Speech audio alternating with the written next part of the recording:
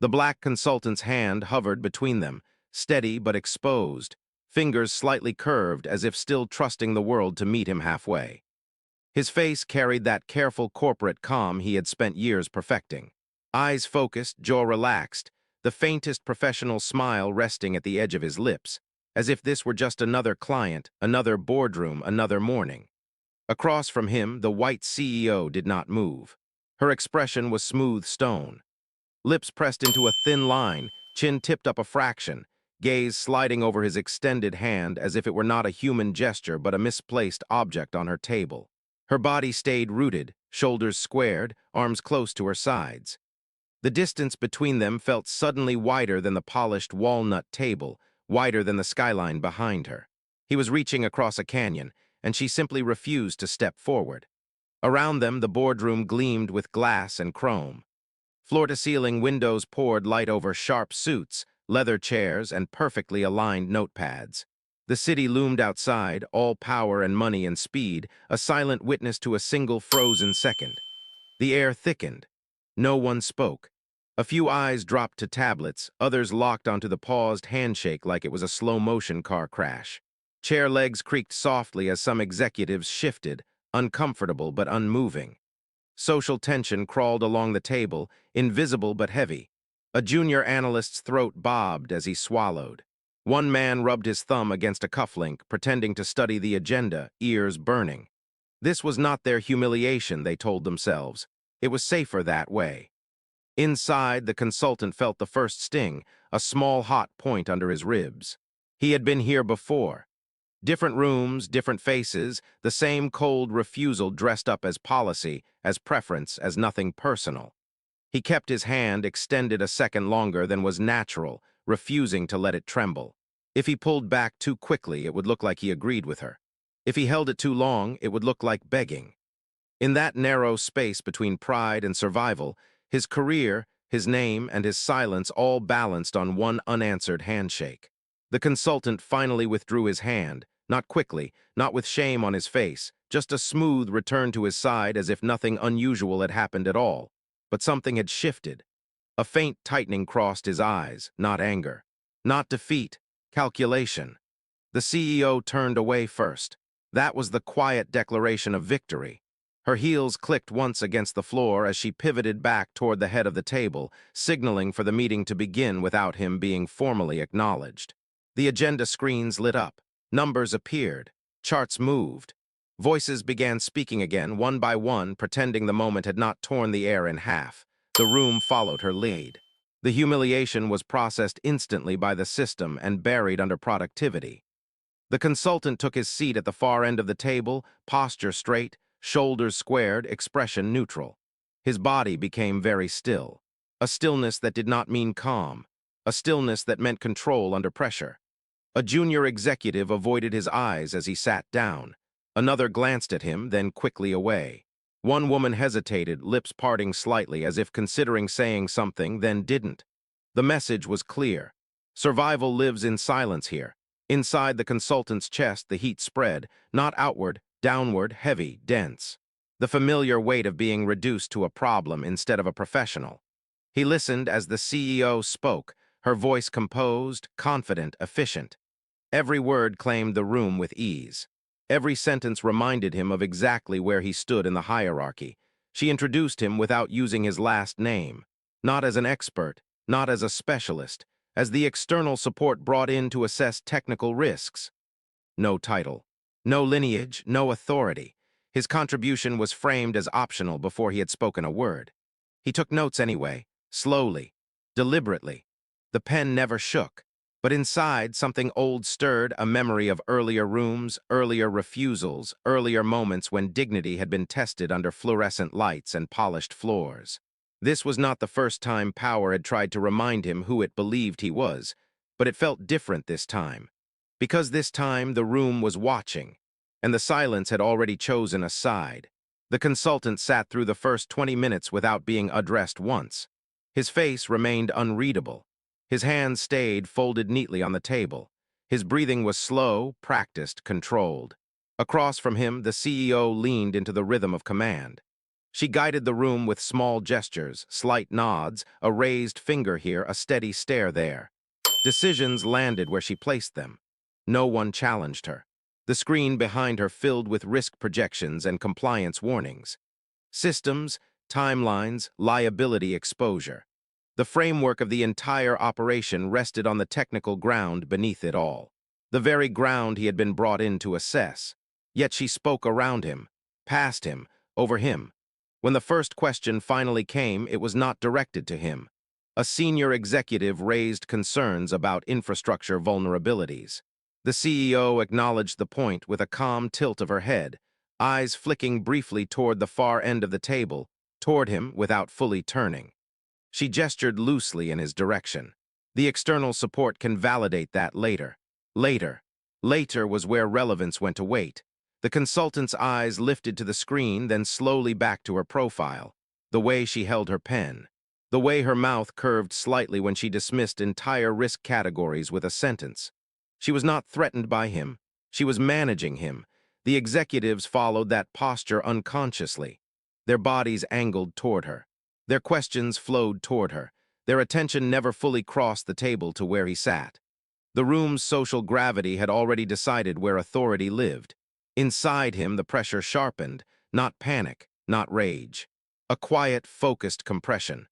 The feeling that arrives when a person realizes the rules being used against them are not written anywhere and therefore cannot be challenged. He was not being attacked. He was being minimized. That was the danger. A consultant could be ignored. A consultant could be replaced.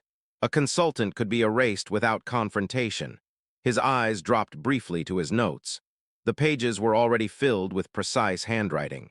Time-stamped observations, structural anomalies, data inconsistencies he had flagged days earlier and submitted through official channels. None of it had been acknowledged, because acknowledgement gives weight, and weight shifts balance. Across the table, the CEO smiled faintly at a comment from one of her directors. A soft, professional smile, polished, effortless, the kind that never touches the eyes. The consultant recognized it. It was the smile of someone who believed the room belonged to her completely. And for now, she was right. The longer the meeting stretched, the heavier the silence became around him, not the loud kind, the quiet kind that buries. The consultant scanned the room without turning his head. A slow sweep of faces in peripheral vision, men in tailored suits, women with tablets balanced on their knees, careers carved from boardrooms like this one, people who knew exactly how power moved and exactly when not to interrupt it. One man leaned back with his arms crossed, watching the CEO speak as if she were delivering a flawless performance. Another nodded at every conclusion, even before it fully formed. A third kept glancing at the consultant, then away, then back again, torn between discomfort and self-preservation. No one said a word. No one reclaimed the handshake she had refused. The consultant's posture stayed upright, still, controlled. But his shoulders carried the slightest tightness now, the subtle brace of someone absorbing pressure without letting the frame crack. He felt the humiliation deepen, not through insults, not through raised voices, but through absence. The absence of defense, the absence of acknowledgement, the absence of anyone willing to be seen standing beside him. This was not a personal moment anymore. This was a demonstration. The glass walls reflected their figures faintly. His reflection looked smaller from this angle, swallowed by the long table and the institutional weight stacked at the far end. The CEO's reflection stood centered, unbroken, perfectly framed by steel and skyline. The environment itself seemed to endorse her. Cool light, hard lines, controlled temperature. Even the air felt regulated. Internal conflict pressed against his ribs. The instinct to push back collided with the reality of what that would cost. One misstep, one emotional breach, one tone misread, and everything he had built would be recast as instability. He had learned that lesson early. Anger is never mistaken for leadership in rooms like this, but silence is. He adjusted his cuff slowly. The movement drew one brief glance from the CEO, a quick assessment. A measured flick of attention that said she was still tracking him, even as she pretended he was irrelevant. That was the contradiction. She did not fear him, but she needed him contained. Across the table, a younger executive shifted in his chair. His foot tapped once, then stilled as if he'd caught himself reacting to something forbidden. His gaze lifted toward the consultant for half a second, apology, curiosity, recognition, then dropped back to his notes. A moment passed between them, unspoken, real, and then it vanished. The consultant returned his eyes to the data on the screen. Outside, clouds drifted slowly past the windows, dulling the sunlight by degrees. The room dimmed almost imperceptibly, as if the day itself were responding to the slow tightening of the atmosphere. And beneath the calm structure of projections and forecasts, the first crack in the false order began to form. When the moment finally came, it arrived without ceremony. A director on the CEO's right cleared his throat and pointed at a rising compliance curve on the screen. His voice was polite, careful, edged with concern. The projection showed escalating system strain, cascading dependencies, a future shaped by silent pressure beneath visible performance. He asked whether the external assessment supported the company's internal confidence. The room inhaled as one. For the first time since the refused handshake, attention drifted toward the far end of the table, toward him. The consultant lifted his eyes slowly, not defensively, not eagerly, just steadily. His face remained composed, but the muscles at his jaw set with quiet intent.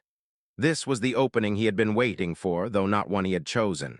The kind that arrives when timing is forced by discomfort rather than invitation. Before he could speak, the CEO interjected. She did not raise her voice. She did not rush. She simply said his report was still under internal review and that they should rely on approved risk frameworks for now. For now. The phrase landed like a lid closing. The consultant felt the dismissal move through the room before it fully registered inside his body. Several executives nodded instantly, relieved to be pulled back into familiar hierarchy. The narrative snapped back into alignment. The interruption was clean, strategic, invisible to anyone not watching for it. Internally, something tightened. Not anger, not surprise, confirmation. She was not avoiding his findings because they lacked merit. She was containing them because they were dangerous. He lowered his gaze for half a second, pen resting motionless on the page. His fingers pressed lightly into the paper, just enough to feel its resistance. The physical reminder grounded him as his thoughts sharpened. He had seen the data. He had followed the stress fractures through the system like fault lines under polished concrete. Performance built on deferred failure. Success standing on delayed consequence. A structure that looked stable only because its collapse had been scheduled quietly for later. And she knew it. That was the difference between ignorance and suppression. The social tension tightened subtly. One executive leaned forward as if to look closer at the chart. Another crossed his arms, unsettled without knowing why. A quiet unease drifted beneath the smooth cadence of the meeting. The consultant resumed writing. No visible resistance, no protest, just documentation. Because sometimes silence is not surrender. Sometimes it is the last controlled space before exposure. At the head of the table, the CEO's fingers tapped once against her tablet. Just once, barely noticeable, but not calm. The meeting moved on, but the temperature in the room had changed. Not outwardly, not dramatically. The charts still scrolled. The voices still sounded measured.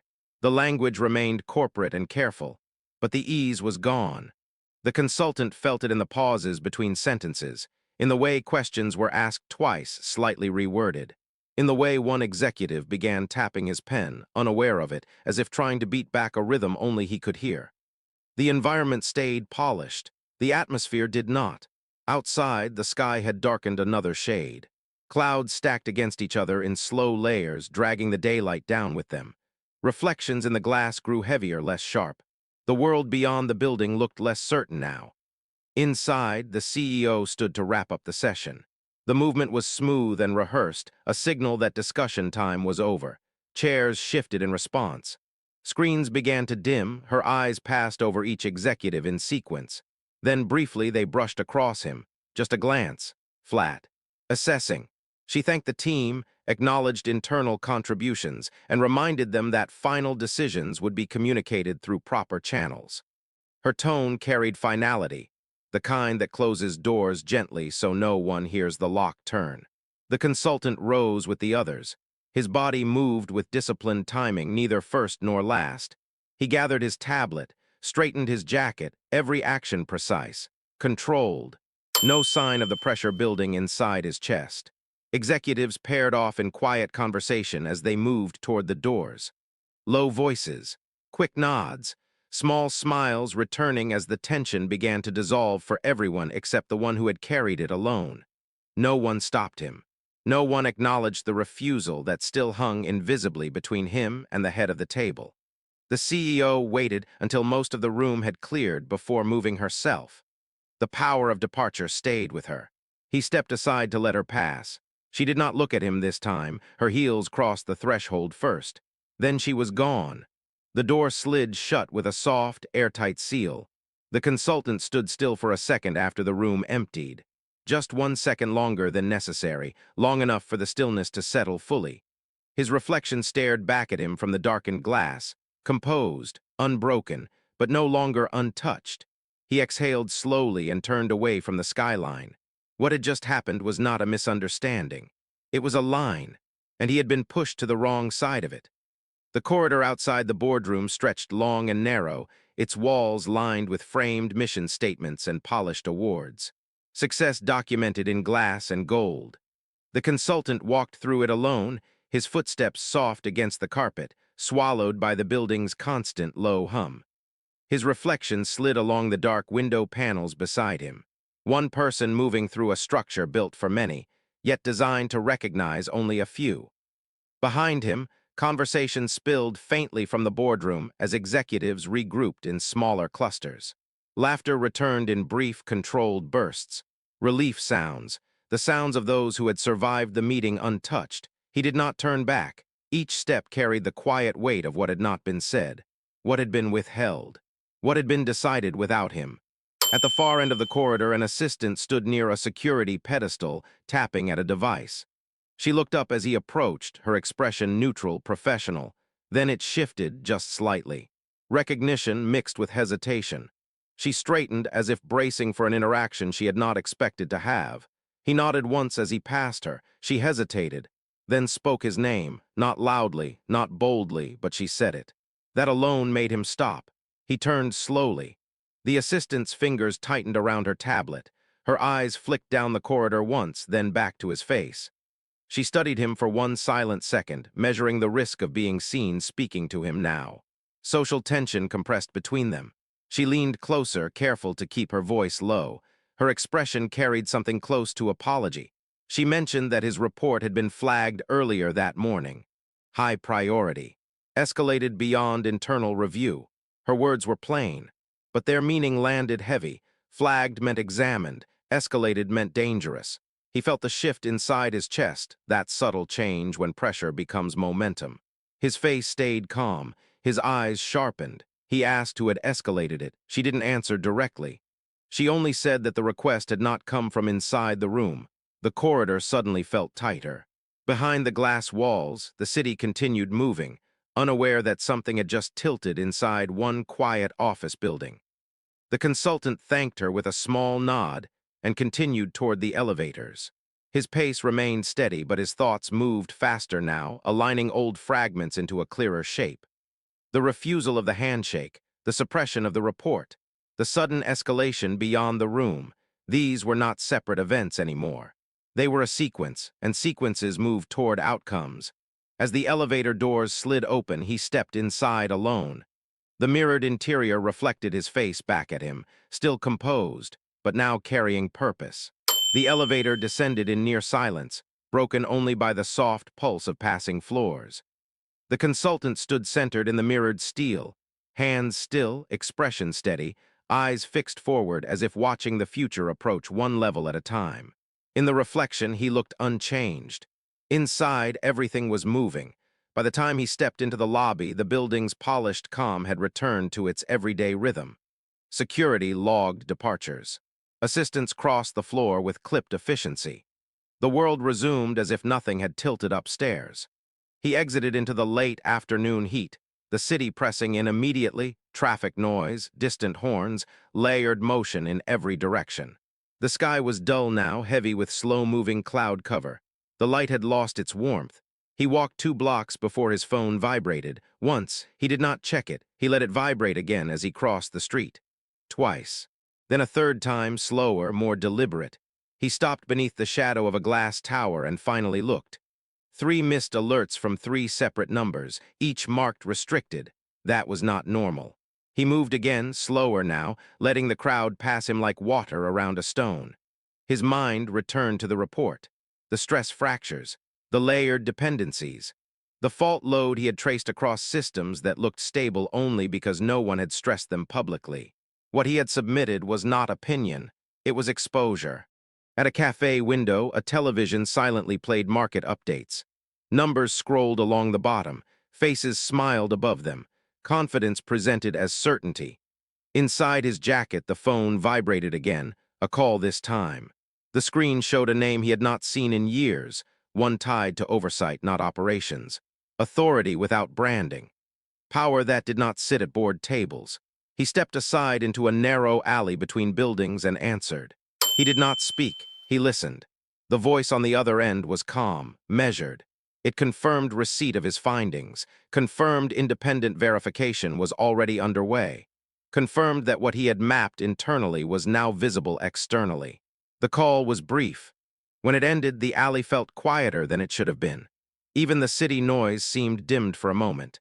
He leaned lightly against the brick wall, eyes closing just long enough for the weight of it to settle fully into his chest. What happened in that boardroom had not ended there. It had only delayed impact. And delays, he knew, only make collisions louder. From the street, his phone lit once more.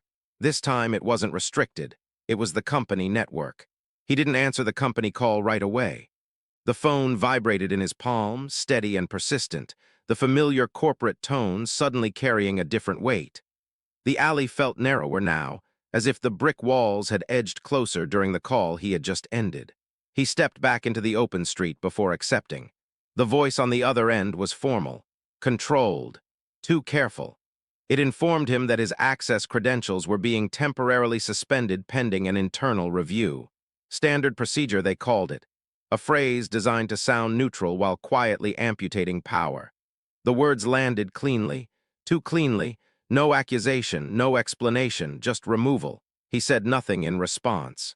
The line went silent for a beat longer than usual, as if the person on the other end was waiting for resistance that never came. Then the call ended. The street swelled around him again, engines, footsteps, crosswalk signals, fragments of conversation. Life surged forward without pause. Only his position within it had shifted.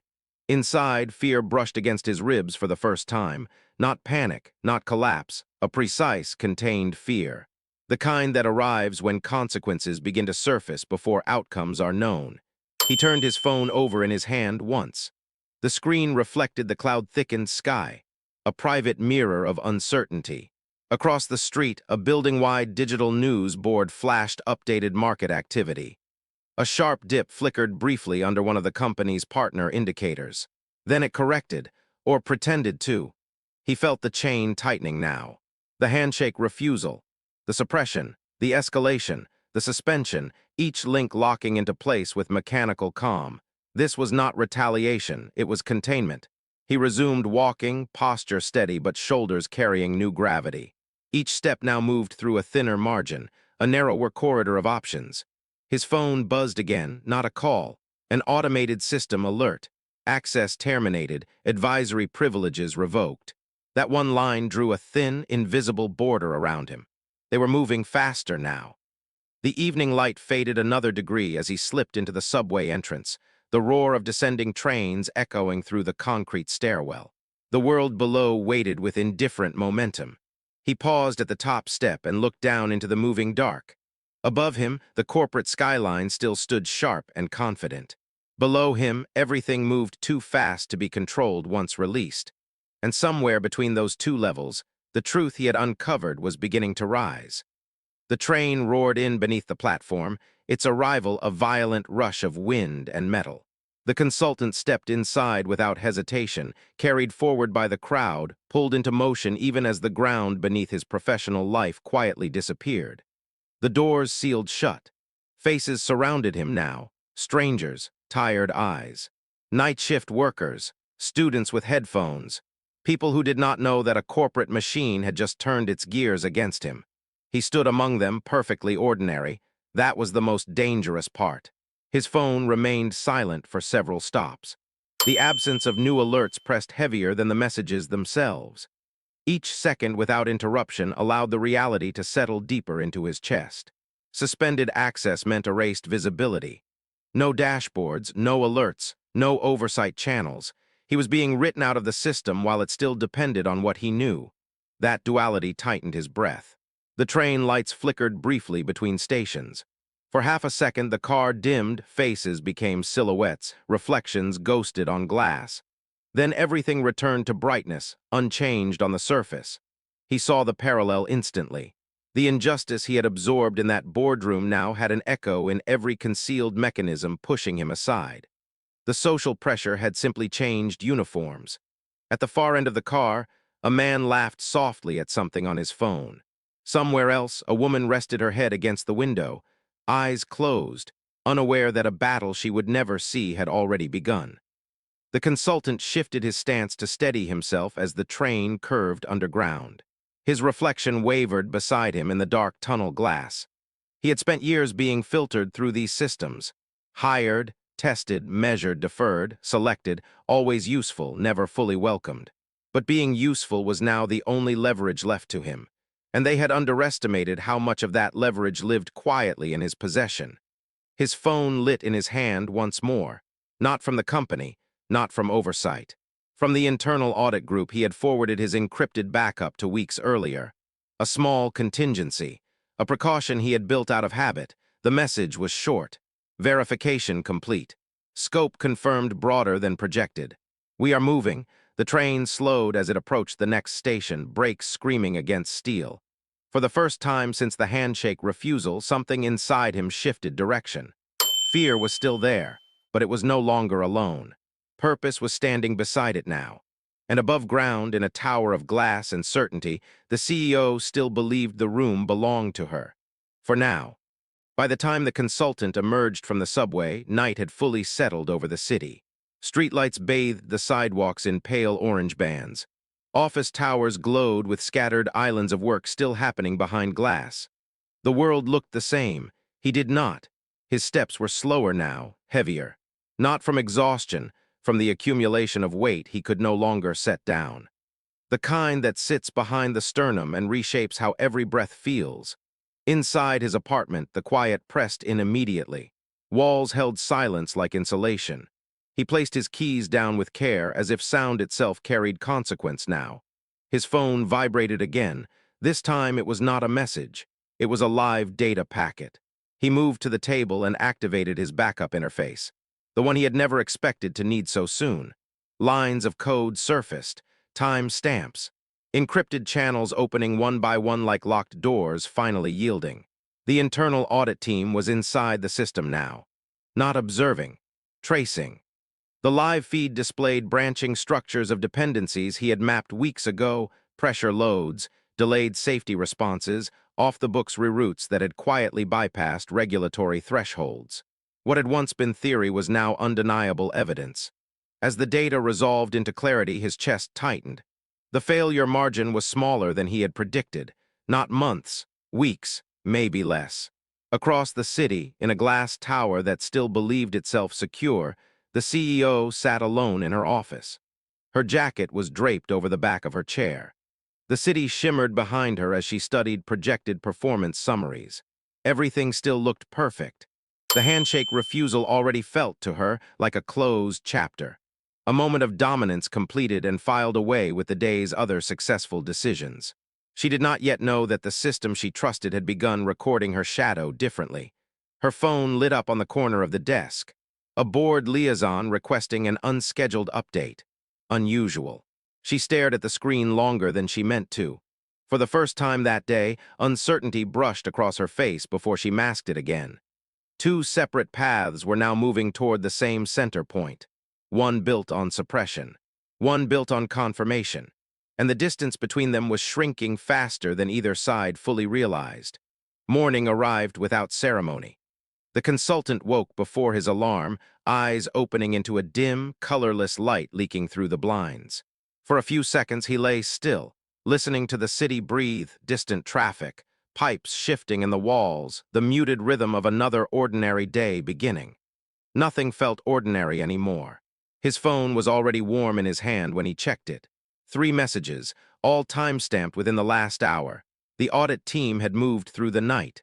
They confirmed regulatory overlap, external exposure risk, documentation strong enough to stand without his presence, the kind of confirmation that no longer asks for permission. He sat up slowly, the quiet of the room pressing in around him. What he had carried alone was no longer isolated. It had entered shared space. Across the city, the CEO's morning began with disruption. Her calendar reshuffled itself without warning. 2 early meetings canceled. 1 board member delayed. An advisory session added without her request. The pattern was subtle but wrong. She arrived at the office earlier than usual. The lobby staff greeted her with the same practiced warmth. But their movements carried a different rhythm now. Quicker glances, tighter posture, an undercurrent of attention that followed her as she crossed the marble floor. In the elevator, she stood alone for once. The mirrored walls reflected a woman in total control, yet something in the reflection unsettled her. Not fear, not doubt, a hairline shift in expectation. The sensation that outcomes might no longer align exactly where she placed them. Above ground, the consultant watched a news feed scroll quietly across his tablet as he packed a small bag with careful efficiency. Market updates, commodity fluctuations, nothing that bore his name. Then a single corporate headline slipped between unrelated stories. Regulatory audit expanded at major infrastructure partner. No company name attached, no explanation. Just expansion. The ripple had surfaced, not a wave, not yet. But once the surface breaks, it never returns to perfect stillness. The CEO stepped into her office to find her assistant already waiting inside, something that never happened without warning. The assistant's face carried a caution she tried to hide and failed. She mentioned that external inquiries had begun requesting documentation ahead of schedule. The CEO nodded once. Calm, professional. But behind the steadiness, her system of certainty took its first real fracture. The consultant zipped his bag and paused. For the first time since the refusal, the city outside his window looked different. Not hostile, not welcoming. Neutral again, and neutrality, he knew, is often the brief space just before momentum takes sides. By mid-morning, the silence inside the building had changed texture. It was no longer the calm quiet of efficiency. It had become the tight quiet of listening. Executives moved through corridors with measured steps, voices lowered even when discussing routine matters. Doors closed more often. Screens stayed angled away from open sightlines. The building still functioned, but the confidence that once filled it had thinned. Inside her office, the CEO studied a revised performance dashboard projected across the glass wall. The numbers still leaned positive. Revenue held. Deliverables remained ahead of schedule, yet one margin blinked faintly at the corner of the display. Compliance exposure under review. She stared at it longer than necessary. Her posture stayed perfect, shoulders squared, chin level. But one hand tightened against the edge of her desk, fingers pressing into polished wood as if testing whether the surface would resist. Across town, the consultant sat in a quiet co-working space near a window streaked with early sun. The light cut across his face in hard lines, catching every shift of focus in his eyes as incoming reports refreshed across his screen. The audit team's trail had widened. Vendor chains, deferred inspections, emergency overrides that had become routine. The pattern no longer looked like miscalculation. It looked like design. He felt a familiar heaviness settle into his chest, the weight that comes when truth becomes too clear to avoid. This was no longer about professional dismissal or personal humiliation. This was structural. The injustice had scale now. In the tower, a closed-door board call began without media notice. 3 faces appeared on the CEO's wall display, senior members unscheduled. Their expressions were formal, restrained, unreadable. They asked careful questions about timelines, about documentation requests, about regulatory posture. No accusations yet, just framing. And framing is the first sign that the story is being built in a room where the ending can still be influenced. She answered evenly. Every response sharpened, denied, or deferred with practiced composure. The language of control remained intact, but it now had to work harder to sound effortless. Meanwhile, the consultant received a message that did not come from audit or oversight. It came from inside the company. A single line. They are scared now. He did not reply. He didn't need to. The pressure curve was no longer theoretical. It had become visible on both sides of the glass. And when pressure becomes visible, the structure beneath it is already shifting. The CEO ended the board call with a precise nod and a practiced closing remark. The screen went dark, restoring the glass wall to its mirror-like surface. For a moment she remained still, eyes locked on her own reflection. Perfect posture, perfect control. Then her jaw tightened. It was small, almost invisible, but it stayed that way a fraction too long before relaxing again. In the corridor outside her office, movement had slowed without anyone announcing it. Assistants crossed paths more often than before. Conversations broke off mid-sentence. A name was spoken once and then swallowed back into silence. The building had learned a new rhythm, the rhythm of uncertainty. She stepped out to signal for documentation prep. Her assistant approached immediately, tablet already in hand. Too quick. The urgency showed despite the effort to hide it. She reported that regulators had requested a deeper packet set than initially expected. Cross-linked data, third-party verification, time windows that reached further back than the company typically disclosed without resistance. The CEO listened without interruption. Her expression did not change, but her hand, resting at her side, curled slightly into a slow, tight fist. Across the city, the consultant felt a different tension settling in, not internal now, but environmental. Messages arrived more frequently, not all from official channels. Some were quiet signals from neutral systems, automated pings, network echoes. The infrastructure itself seemed to be whispering that it was being touched in places long neglected. He did not smile, he did not relax. Momentum is not safety, it is speed. He reviewed a fresh trace map and stopped at a junction cluster that glowed brighter than the rest. A convergence point buried under years of routine sign-offs. A single override that had multiplied itself across systems like a silent permission loop. That was it. The place where convenience had replaced compliance. Back in the tower, the CEO gathered her executive team in the smaller strategic chamber, not the boardroom this time. The less ceremonial space. The room where tone shifted from optics to survival. Faces gathered around the table with restrained urgency. No one spoke until she did. She instructed them to consolidate risk logs, to prepare alternate narratives, to separate core operations from peripheral vulnerabilities. Control reorganized. But beneath the instructions, something unspoken moved through the room. They were no longer managing an inconvenience. They were reacting to pursuit. And pursuit has a way of forcing truth to run faster than lies. By afternoon, the building no longer moved with quiet confidence. It moved with coordination. Security checkpoints quietly doubled staffing. Internal servers throttled non-essential access. Departments that rarely spoke now exchanged clipped messages through back channels. Containment had officially begun. In the strategic chamber, the executives sat closer than before. Not from unity, from pressure. The CEO stood at the head this time instead of sitting. Her presence remained commanding, but the room felt tighter around her now, as if the walls had leaned in by a few invisible inches. She spoke in controlled segments, short directives, clean reassignment of responsibilities, language crafted to suggest stability even as the ground rearranged beneath them. No one challenged her, but no one looked fully convinced either. Each face carried a private calculation now, not of success, but of distance. Distance from the blast radius. Distance from names that might soon surface in rooms without windows. Across the city, the consultant sat alone in a dim conference suite borrowed from a third-party firm.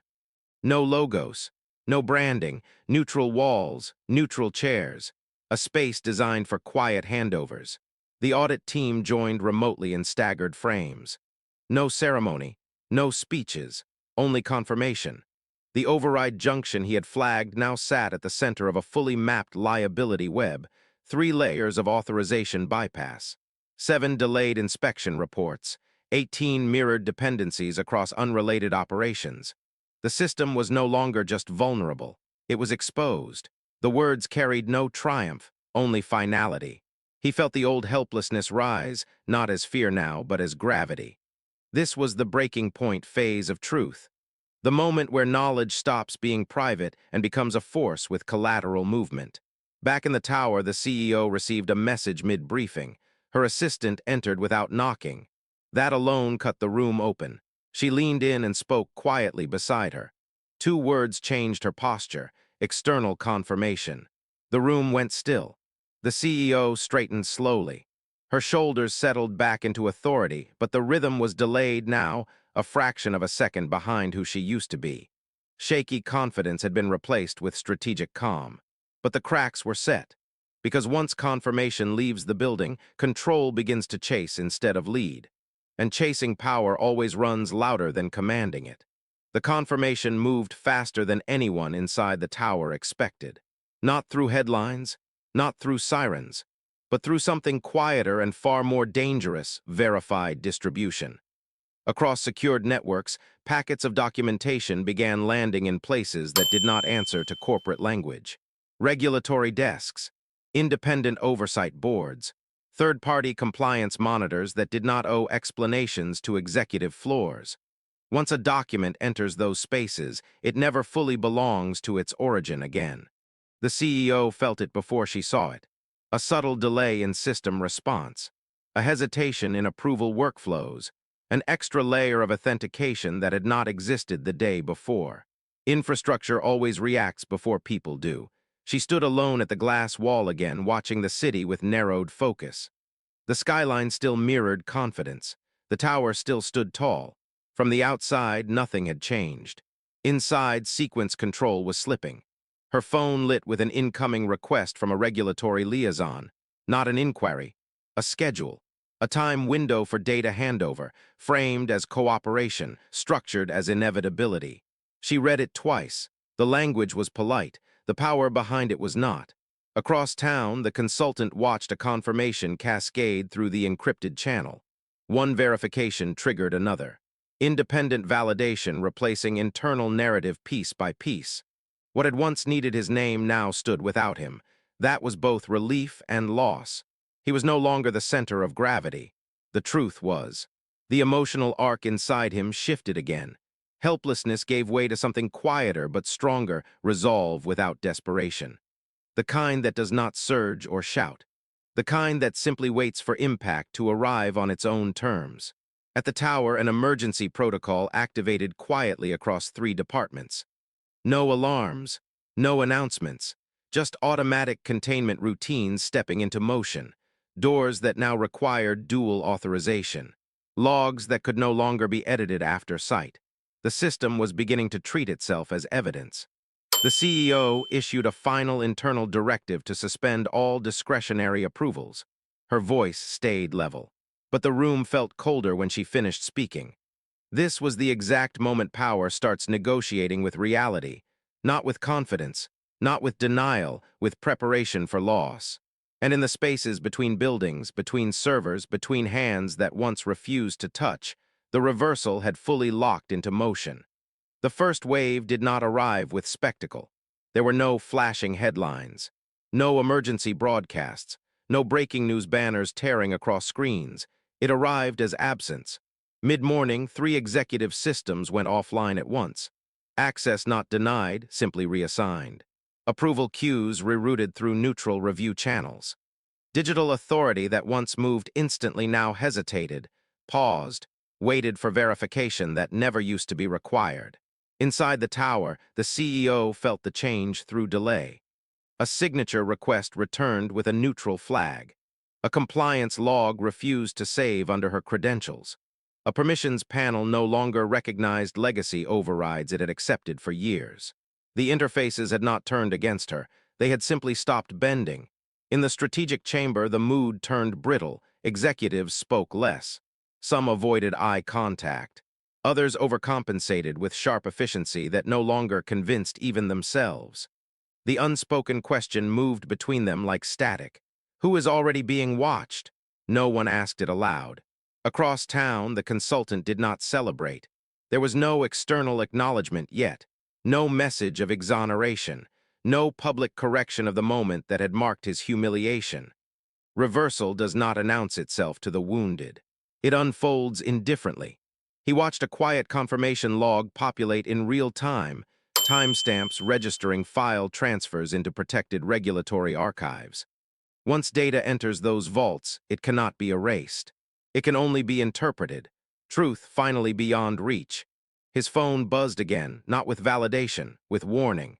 An anonymous internal ping, stripped of identifiers, slipped through a redundant channel he had forgotten he still possessed. They are isolating exits. The message disappeared as soon as he read it. Back in the tower, the CEO issued one last directive to protect core reputation. Public silence, internal compliance, unified language. The mechanisms of damage control engaged with disciplined speed. But damage control only works when damage remains controllable. This was no longer damage. This was record, and record does not negotiate. It only waits for interpretation. Outside, clouds rolled low over the skyline, muting the glass towers into dull silhouettes. The city lost its shine for a moment, as if even the light were unwilling to reflect the illusion any longer. The exposure phase had completed its quiet entry. Now the structure would have to carry it. Whether it could or not was no longer being decided by those inside it. The silence broke somewhere it was never meant to be heard. Not in the tower. Not in the boardroom. Not in any room the CEO could control with posture or presence. It broke online. A regulatory bulletin surfaced quietly on a public compliance ledger, buried among unrelated notices. No dramatic language. No accusations. Just a neutral statement announcing a formal investigation into deferred safety verifications and override authorizations tied to a major infrastructure operator. Still no company name, but the identifiers were precise enough for anyone who knew how to read them. By noon, analysts had connected the dots. By mid-afternoon, the dots were trending. Inside the tower, screens shifted from routine dashboards to message logs stacked high with inbound calls. Media relations lit up. Legal counsel requested emergency briefings. Investor channels began to hum with restrained urgency. The building no longer breathed in a steady rhythm. It pulsed. The CEO stood at the center of controlled movement, issuing directives with rapid precision. Statements prepared without confirmation. Press language crafted with denials embedded inside cooperation. The choreography of defense unfolded with speed born of experience. But this defense no longer had the luxury of time. Across town, the consultant watched the public threads assemble in real time. No one spoke his name. No one needed to. The evidence did not belong to him anymore. The pressure had transferred fully into open systems that responded only to proof. He felt something unfamiliar move through him now. Not triumph, not relief. Release. The humiliation that once survived only in memory finally had somewhere else to go. In the tower, the CEO's phone vibrated repeatedly with inbound messages. She did not immediately answer. Her posture remained firm, but the muscle control beneath it had begun to cost visible effort. The structure of command still stood, but it now had to support weight it was never designed to carry in daylight. An aide entered with a digital tablet raised like a shield, breaking inquiries from oversight media. The phrase hung in the air longer than any of the CEO's earlier commands, because oversight does not request permission. It announces arrival. Outside, the skyline reflected a darker version of itself in the glass. Traffic slowed beneath tinted light. The city moved with the subtle unease that spreads when institutions stumble without falling yet. The story had escaped containment. Now it belonged to air. By nightfall, the investigation no longer moved in whispers. It moved in consequences. Market confidence faltered in visible increments. A slow dip at first, then a sharper descent as analysts revised confidence statements and reweighted risk exposure. The company's name finally surfaced in public alignment with the regulatory notice, not through accusation, but through confirmation. Neutral language, irreversible visibility. Inside the tower, the atmosphere shifted from control to endurance. Legal teams occupied glass rooms that once hosted strategy sessions. Executives spoke in tighter clusters, voices low, movements clipped. No one lingered near windows anymore. The skyline had become an audience instead of a backdrop. The CEO sat alone in her office again, illuminated by the blue-white glow of incoming data. For the first time, she did not stand. Her posture had changed, not collapsed, but recalibrated. Her authority was no longer commanding movement. It was reacting to impact. Down corridors once filled with unquestioned momentum, junior staff hesitated before acting. A signature meant scrutiny now. A message meant record. Silence meant suspicion. The building had crossed into the phase where every decision leaves a footprint. Across town, the consultant watched a live compliance hearing begin without ceremony. No cameras, no performances, just structured inquiry following documented pathways that could not be reversed by posture or proximity to power. He felt the weight of the reversal settle differently now, not as victory, as closure moving slowly into position. Messages arrived in fragments. A former colleague admitted they had stayed silent in the boardroom because they were afraid. A vendor quietly confirmed they had been instructed to delay documentation months ago.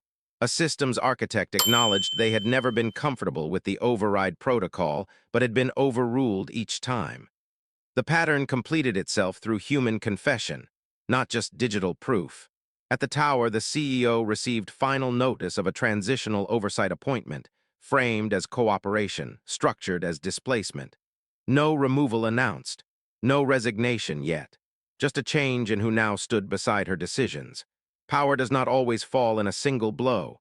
Sometimes it is slowly seated somewhere else. The consultant leaned back in his chair as the night deepened beyond the window. For the first time in days, his chest felt lighter, not because the story was over, but because it no longer depended on him to remain standing. And in the corridors of the tower, people began walking again not with pride, but with caution. Because when power begins answering for itself, no one rushes its steps. The final change did not arrive through cameras or headlines. It arrived in structure. At dawn, a formal notice circulated through the company's internal network.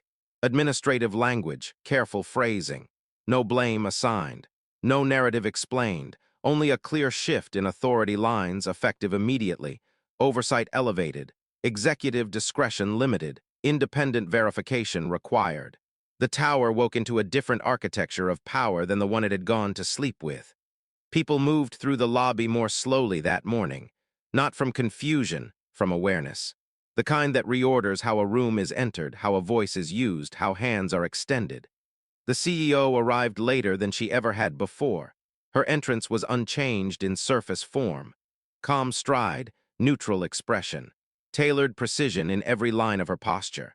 But something essential had moved behind her eyes. The room no longer leaned toward her. It observed her. In a quiet chamber away from press and spectacle, authority completed its final transfer with no audience beyond official witnesses and printed record. The collapse finished with no roar at all, only documentation. Across the city, the consultant stood at his window as lights spilled between buildings in pale sheets. He held no victory call. No apology reached him formally. No public acknowledgement corrected the moment his dignity had been denied. But the system beneath that moment no longer belonged to those who had enforced it.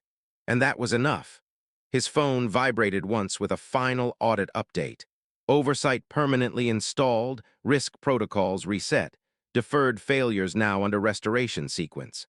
The structural lie had been stripped of its shadow. He stepped away from the window and zipped his bag for the last time in this chapter of his life. No music, no ceremony, just quiet forward motion. At a different tower in a different room, someone extended a hand in greeting.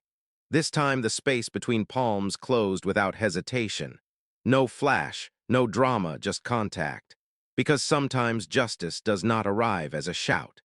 Sometimes it arrives as a correction so complete that the world simply learns to move differently afterward. And far above the streets where one hand had once been left hanging in the air, the silence that followed finally spoke the truth it had been carrying all along.